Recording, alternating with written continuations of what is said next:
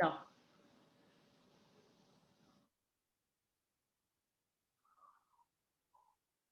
All right, so I know as people are dialing in, and thank you so much, Hussein, for taking the time tonight, or at least my night, but your early morning to hang out with us with Founders Hong Kong. For those of you who are actually dialing in, I want to tell you a little bit about Founders Hong Kong and why we're doing this. Founder Hong Kong is a nonprofit that is really about connecting founders from Hong Kong to the rest of the world. Regardless, it's Silicon Valley where I'm located, and also in this case, Hussein with Hoxton Ventures is located in London. So thank you for waking up so early, well, it's early for me, to hang out with us and share with us some of the insight about what's going on in terms of venture capital, what's happening in the UK and London, and so on and so forth.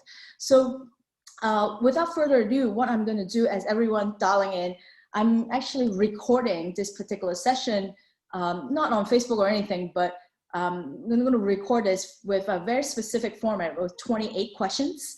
And then when I'm done with all these questions, which is super standard questions, I think we're going to make it into a series, because when you talk to venture capitalists, a lot of times that, you really need to learn and figure it out, like if they are a right fit for you, and also the other way around. So I'm going to ask some of the standard questions that if I'm a founder, I would want to learn and find out. So I'm going to record this, and then when we're done with this recording, I'm actually going to stop the recording and let all of you to actually contribute and actually ask questions. And I will actually, if you want to we'll turn off recording, but also have you show your video as well. So with Hussein got to meet you, and you can ask anything you want, and then we will not record like the Q&A session. All right, so with that, going to be super rapid fire with Hussein. So Hussein, let's start it with, why do you name your fund Hoxton Ventures? Yeah, so when we first started the firm, everyone needs a name, and we couldn't come up with a name. So we picked a neighborhood in London that was kind of up and coming, that had a big tech community, and we used that as kind of a holding pad. And then we were hoping that we would eventually figure out a name to replace that with, because it was kind of a working name. And everyone seemed to like the name, and we couldn't come up with anything better. So the name kind of stuck. And then we've never had an office anywhere in Hoxton. So it really confuses everybody, because people think we're in Hoxton, or we're nowhere near Hoxton. All good, but I look forward to visiting your new office somewhere soon. So with that, so where are you located? Obviously. We're right in the middle of London, near Tottenham Court Road. Awesome. On Oxford Street. Very cool.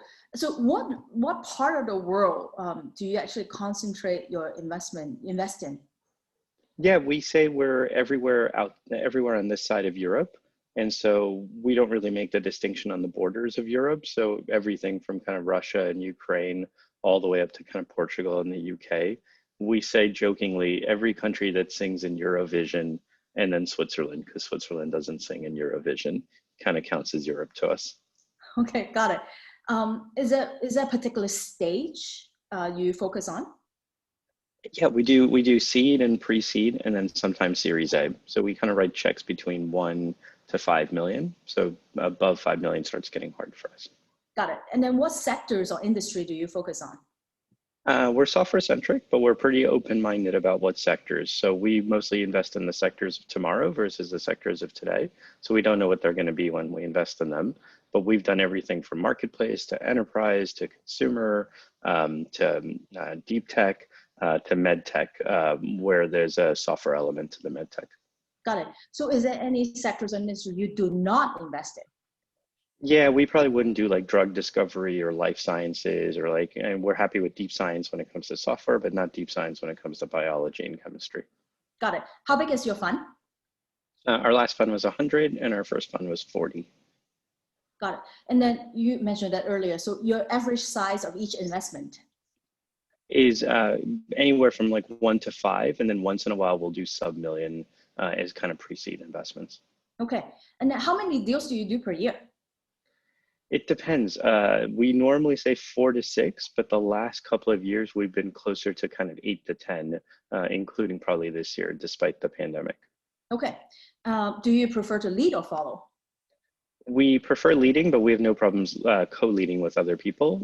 We're not big fans of party rounds, so we don't like doing it with like three, four, five firms, but we're super happy to split it with another firm. But almost always when we write the check, we take the assumption we're going to lead the round. Okay. Do you have any minimum equity ownership requirement? We don't. We're pretty pragmatic. And to us, if it's a great company and we think it can become really big, we don't. We have no problems kind of investing, no matter what the ownership. We have single-digit ownership in Deliveroo and Darktrace, and both of those are unicorn type companies now. But we prefer 10, 15% at the onset. Got it. Do you require board seat? We don't require it, but we highly encourage it. It's one of the reasons why we don't like party rounds, and we usually try and take the board seat. Okay. So if I already raised some angel money, is it too late to talk to you? No. We almost always write the check after the angels, and sometimes with the angels. So we're super happy to work after angels. That's great. And how about if I'm raising Series B or C? Should I still reach out? Probably not. I mean, it's really hard for us to do those kinds of check sizes because they just don't matter to us in terms of when our check doesn't really mean that much. And then once in a while, we'll look at it if there's a company outside of Europe that's coming into Europe and it's someone from the venture community that's kind of sending it to us that we've worked with, and we might take a look. But it's the rare exception. It would be like the 1 in 20, 1 in 50 type of investment. Got it. So what is your most important advice you will, for me, for my pitch, if I'm pitching you? Yeah, we spend a lot of time trying to think about why does this company get to exist today when it couldn't have existed tomorrow? We really like betting on the industries of tomorrow.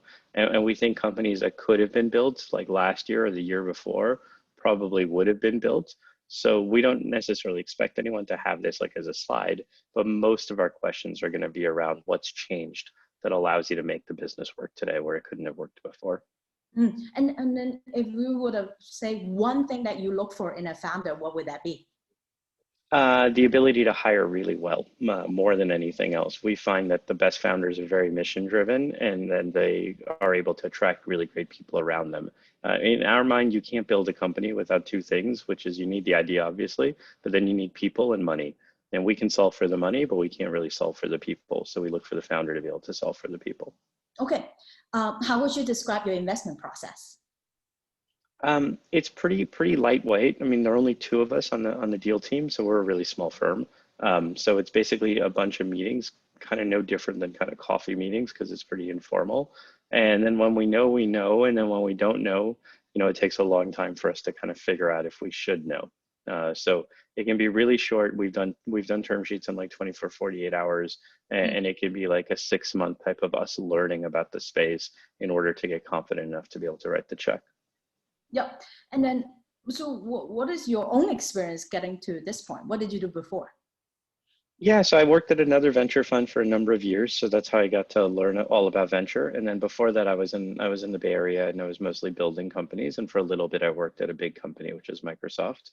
I spent a little bit of time at Sun Microsystems. So most of my life was like building stuff, whether it was company stuff or product stuff, or it was all on the engineering or on the company side. And so that's how I learned all about the business, and that's how I decided I kind of like the tech industry. And I think that's a good plan is you work in the tech industry and then you switch over and then you basically become the investor and the helper on the other side. Yeah. If you would just pick one of your favorite portfolio company, which one would that be and why? My favorite right now, because I spend a lot of cycles with them, is a company called Kbox. It's a company that takes over other people's kitchens. So imagine like a hotel, which doesn't really use their kitchen all that much. And I'm talking about like a low end hotel versus like a super high end hotel, which might have its own restaurant. And what we do is we take that kitchen, we put our own brands in, and we dispatch them over the delivery networks, the Deliveroos or the Uber Eats or the DoorDashes of the world. And so we turn that kitchen into a profit center for the hotel or whoever it is that we're kind of borrowing. And then they keep 85% of the revenue. We keep 15% of the revenue. And we've done really well. I mean, the pandemic has helped because people are ordering online, but we're able to use these kitchens super, super effectively for people. And so it's kind of a win-win on both sides, kind of like Airbnb for kitchens in some ways. Interesting. Great concept. Um, if you were to pick one company you wish you have the chance to invest in, what would that be and why? That's a good question. There's so many companies, but probably Snowflake. I mean, I think probably one of the most interesting companies, at least this year. And it was such a small team of people that kind of built that on the investor side, or then invested in it on the investor side. Now, I kind of wish I was in the club, but it wouldn't have happened because I live here in London. It was a very Silicon Valley type of company. Okay. Name one of your favorite founder or CEO. My favorite founder CEO right now is I have a board later today, so I kind of love all my children, and so it's hard to pick. But the one who's kind of coming up next is a company that's building video. It's Tara Reddy, and she's an ex-Blipper person, augmented reality company, and she's building video games for girls. And her first video game is a dance game, so it's kind of TikTok for dance, or Dance Revolution with augmented reality. It's a really interesting product that comes out in about a month and a half. Oh, that sounds fun. Okay, we should all Yeah, check it out. I will never ever ever be on a recording on her dance game because it would be so embarrassing. That sounds awesome. We'll all try. Um, who's your favorite investor? I think my favorite investor. I mean, it's hard. There's so many good ones, but I love the team at Greylock, small partnership. Just doing amazingly well. Really good set of people, and consistently really good over the last kind of 20, 30 years, and has had multiple generation handoffs, which in venture is really difficult because you might be good, but handing the keys over to someone else is going to be equally good, and kind of empowering them is tough. And Greylock is really unique because they've done that twice now, and that is really hard to do each time. Yeah, definitely. So if I wanted to find you in other places, where should I stalk you? What's your favorite startup events of all time? Startup events are probably not so big, but I'm big in kind of the London venture community. So there are a couple of coffee shops that we joke. There's a handful of us who kind of hang out in there. It's harder to do that nowadays in the pandemic because we can't go out as much. But I'm usually kind of in the neighborhood coffee shops in Clerkenwell is probably the best way to say it. Okay. 5 more questions. What is your favorite tech media? Favorite tech media is probably the information, because it finds stuff that other people don't find, and then the business model works really well. So they've built a really interesting business. Yeah, and so if I'm a founders and I'm trying to pick the best firm between a few European VCs, why you? Why your firm versus all the other ones in the area? So in Europe, we're probably interesting because if you're a founder in Europe, you're probably thinking about Europe first, and we think about US first. Our view is that if you want to really scale, you have to either win the American market or the Chinese market, and it's really hard to win the Chinese market from Europe, so much easier to win the American market. And then there are not many people who are well connected in the US, and we're pretty well connected. We can pick up the phone and call a ton of people who kind of matter in the US. So when things come down to it, it's never about the money or the valuation, because we can match the valuation, and money these days is basically free. It's all about how good your network is and how much you can actually help your founders. And a lot of that for us is our ability to do that in the US. Okay. Even though we're in Europe. So I'm sure plenty of your portfolio love working with you. What would they say? Why do they love working with you? So we did this weird 360 about a year and a half ago before the pandemic, and it was just interesting feedback. We found that we were pretty transparent, which counts for so much in this industry. So there's kind of no games behind the scenes. We're super authentic. When there's bad news, we don't mind talking about the bad news. When there's bad news, we don't panic. So we're very emotionally steady. And then when there's good news, it's really easy everyone loves everybody during the good news. It's the bad times that kind of the personalities come out. And when our personalities are very in the background, not at the forefront. So when you get stressed, we don't get stressed, and that makes a huge amount of difference in a board meeting. Yep, I totally agree. Can't freak out. Do you help with future financing? We usually do. We're really careful about who kind of our companies raise money from, and we try as much as possible for them to raise money from the best in the Bay Area, if possible, or the best in Europe. And we work really hard behind the scenes to try and make that happen. Okay, and then final question. what is the best way to get in touch with you? Oh, super easy. Just drop me an email. It's just Hussein. So that one's probably a little bit tougher. HUSSEIN at Hoxton, HOXTON.VC. Awesome. Cool. Yeah. Thank you so much, Hussein. This literally only take 15 minutes. I love it. Fast, efficient. So I'm actually going to stop recording now. So hang Okay. on 1 sec. I always sort of